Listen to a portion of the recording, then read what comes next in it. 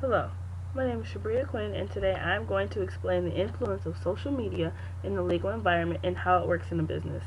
Mostly going into detail about social media policies, what companies legally can and cannot do in terms of employees' actions on social networks.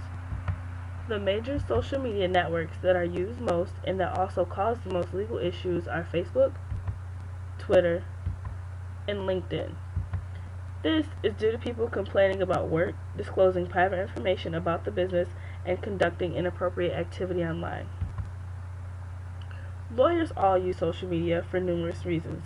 Most would think simply to find evidence for cases and trials, but actually it's used for many other things like number 1, to listen, to find out info about cases, to scan companies, people, employers, and to gain knowledge in their field.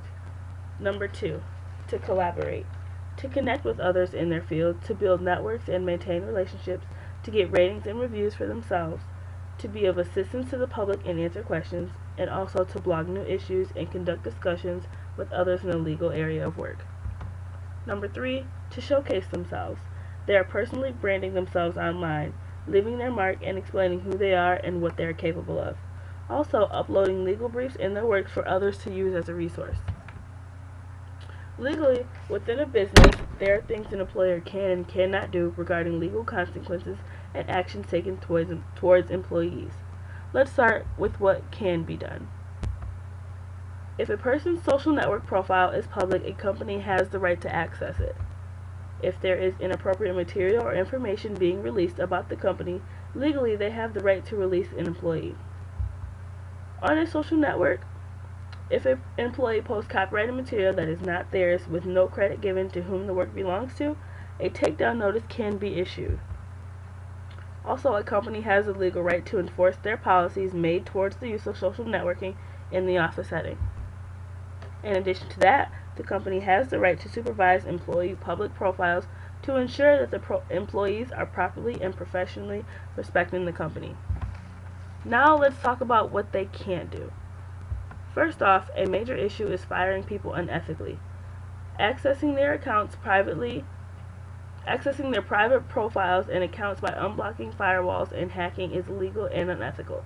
Someone cannot be fired based upon info that was not openly public unless proven to be directly harmful, but evidence still cannot be obtained wrongfully.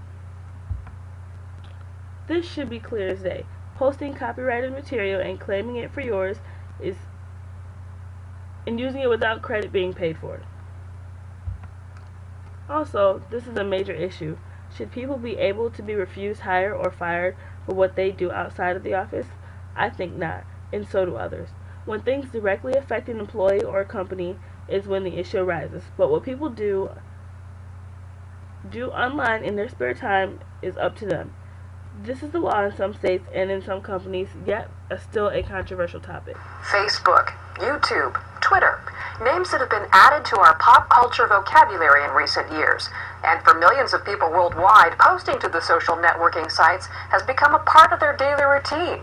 And that is getting the attention of employers. A recent survey by internet security firm Proofpoint found that 45% of employers are highly concerned about unauthorized information being posted on social networks, and 8% dismissed employees for social media misuse. The potential for disclosure of company information, including some things that might be confidential, things the employer does not want to publish to the world. Labor and employment law attorney Justin Flam of Taft, Stettinius & Hollister in Cincinnati says it can also be a matter of corporate image, as was the case in a blog written by an airline employee. When she posted some pictures of herself in her uniform with a rather revealing top, the airline decided that it did not like the way it was being presented to the public, to all the people who were viewing that blog, and it ultimately ended up terminating her employment. With more than 33,000 employees and thousands more agents, Nationwide Insurance is evolving its policies to stay ahead of employees' use of social networking both at work and at home. We expect you to